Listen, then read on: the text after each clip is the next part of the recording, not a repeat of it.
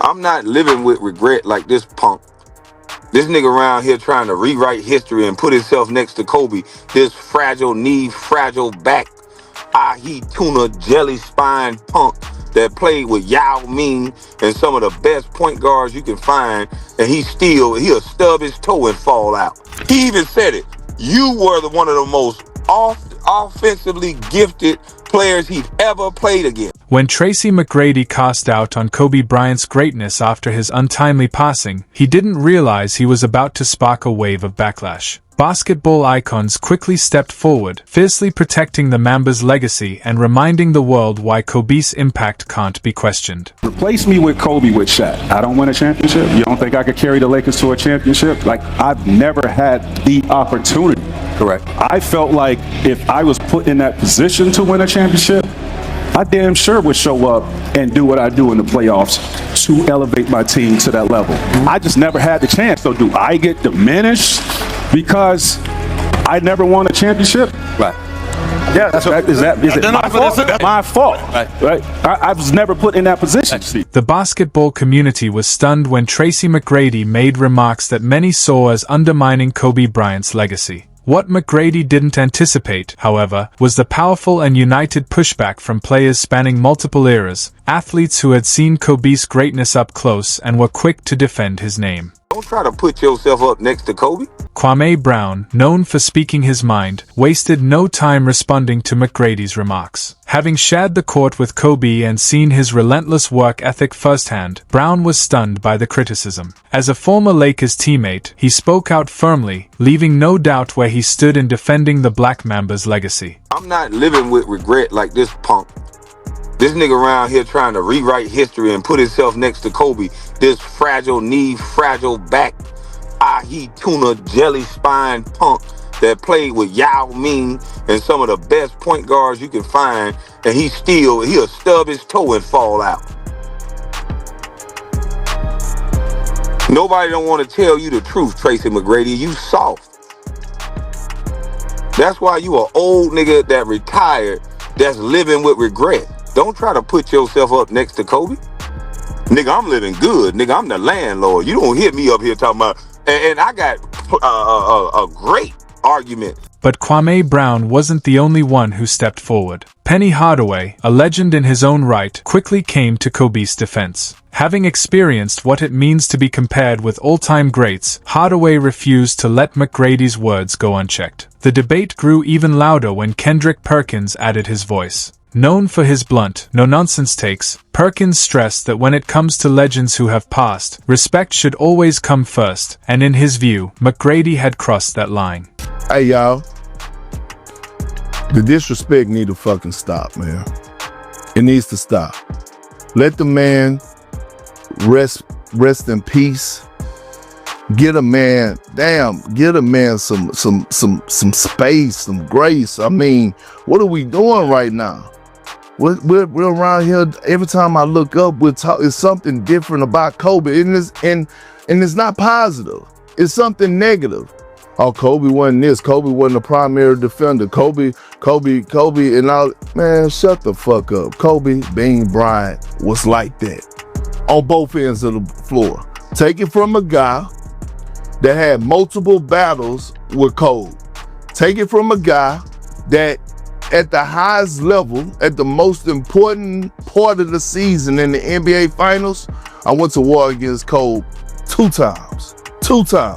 Celtics, Lakers. Matter of fact, in that type of robbery in the NBA Finals. Then came Jalen Rose, stepping into the conversation with his own perspective. Despite having clashed with Kobe many times on the court, Rose didn't hesitate to acknowledge the Mamba's greatness. For him, defending Kobe's legacy wasn't about rivalry, it was about respect. And when even former opponents rise to protect your name, it speaks volumes about the mark you left on the game. I used to hear Phil yelling at Kobe, "Pass the ball, move the ball, get off of it." He's like, yeah, get off of it. Like, I don't know what game he watching. And Shaq fouled out. I love Cole so much. He went to work on us. And then he hit that jumper at the top of the key and he did this. That wasn't even to us. That was to his team. They didn't even believe in Cole. Cole was resented by his own teammates. They was hating on him. Because he was that confident. He ain't even like go out. He ain't drink. I'm like, why y'all go hate on him? Even Stephen A. Smith, a voice known for embracing controversy, drew a hard line against McGrady's remarks. His fiery defense of Kobe Bryant made it clear there are boundaries that should never be crossed, especially when speaking about a legend who tragically lost his life alongside his daughter. In the spirit of Kobe Bryant, let me end this segment by saying this. Say what you will about Kobe Bryant. That brother put in the work. And it was never an option for him to miss games or to not represent basketball the way that he did. I want everybody to remember that brother was about putting in that work. So why did McGrady's comments hit such a deep nerve? Because Kobe Bryant was never just a basketball player, he was a cultural force. His Mamba mentality became more than a slogan. It was a mindset that inspired people everywhere, from athletes and business leaders to students and everyday dreamers. Kobe's influence reached far beyond the hardwood, making his legacy untouchable in the eyes of millions. Mamba mentality is not a mentality, it's a lifestyle. I've seen Mamba mentality destroy more careers. I've seen it help. Too intense, too hot. People want the flame, but they don't want to touch the fire. Are you willing to put aside the things that aren't as important to you? The numbers alone make Kobe's case undeniable. 5 NBA titles, 18 All-Star nods, and that unforgettable 81-point masterpiece that still sends shivers through basketball fans. Yet, his greatness can't be measured by stats alone. Kobe redefined what it meant to be fully committed to your craft. When you compare him to contemporaries like Vince Carter, the contrast is clear. Carter dazzled with elite athleticism and incredible longevity, but he never carried the championship pedigree or clutch moments that defined Kobe's career. Longevity is impressive, but without the hardware, the legacy tells a different story. I'm truly thankful. I got the chance to play against Michael Jordan, Kobe Bryant, and of course LeBron. I'm going to name those three because we're always talking about the greatest to play the game. Kobe Bryant should and will always, out of my mouth, be named one of the greats to ever play the game. They deserve to be talked about as a trio, not a duo. Explain to me more why you are saying Kobe needs to be in there and what you're seeing as to why he isn't always mentioned. I don't understand why. The approach of MJ was just like Kobe. He looked at the blueprint of MJ and he said, I'm going to do that and more. And he's won. It's proven. Why is he not in that conversation? Comparing Kobe to Allen Iverson highlights another side of his greatness. Iverson was fearless and gifted, carrying teams with pure individual brilliance. But while both men shared that killer instinct, Kobe turned his into championships, proving himself as a leader who could elevate an entire team. That's why Kwame Brown's defense of Kobe hit so hard. He wasn't speaking as a fan, but as someone who had seen it up close. He remembered the 4 a.m. workouts, the endless hours of film study, and the obsessive drive for perfection that separated Kobe from everyone else. This wasn't just raw talent, it was dedication on a level few could ever imagine. The tragedy of Kobe's passing, alongside his daughter Gianna, added a weight that made McGrady's comments feel especially out of place. The world didn't just lose a basketball star, it lost a father, a mentor, and a global inspiration. That's why Penny Hardaway's defense carried even more meaning. Having faced his own career setbacks through injuries and missed opportunities,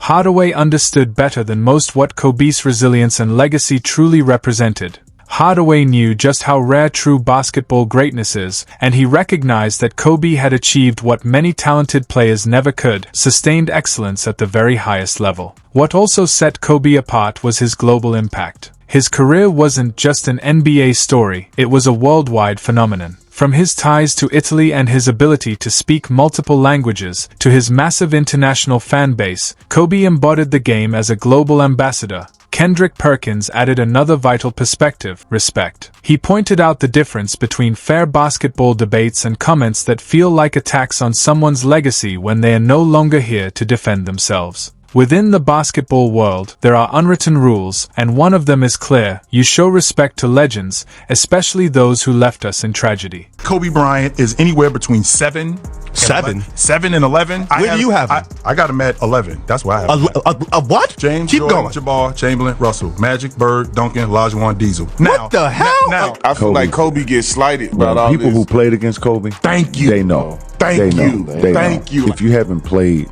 against either one of them guys, you don't realize how good they really were. What I say all the time, my opinion, Man. is Mike and then it's Kobe.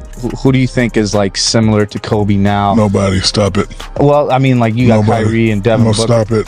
I mean, Will you stop it? I don't compare anybody to Mike, but if I had to answer the question, Kobe is the closest thing to Mike. And is there somebody that's close to Kobe? No.